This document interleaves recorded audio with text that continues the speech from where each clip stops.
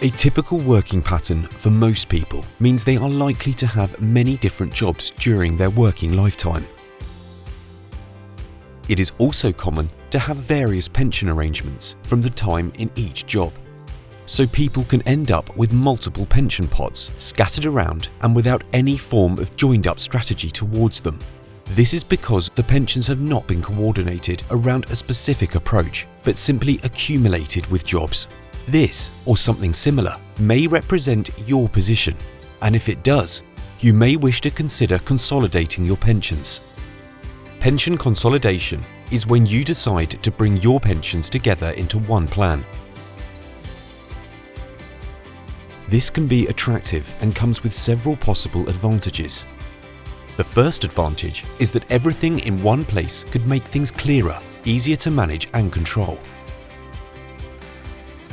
Secondly, you could save on costs or charges if you can transfer from higher cost schemes to a lower cost one.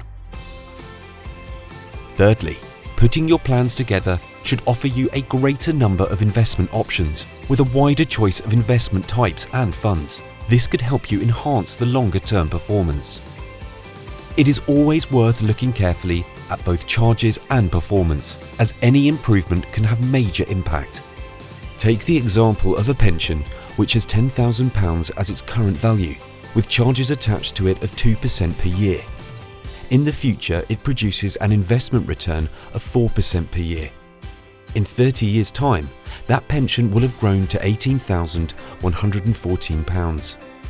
Now compare this to another £10,000 pension, which grows at 6%, with charges of 1.5% per year. In 30 years, this will be worth £37,453. Consolidating combines easier management, less paperwork, less to keep track of, with potentially better overall terms.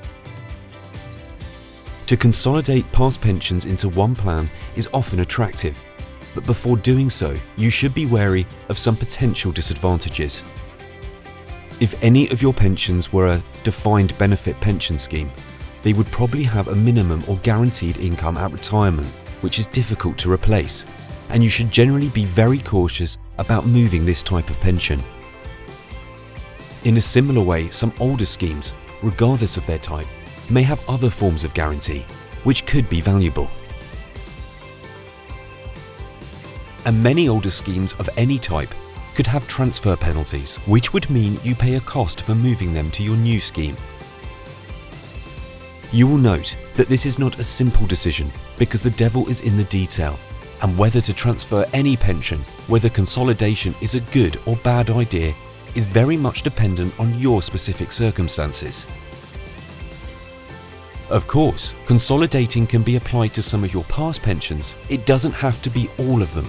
For example, if you have 5 old pensions, there is nothing to stop you merging 4 and leaving one where it is, possibly because of its guarantees, which you would want to keep.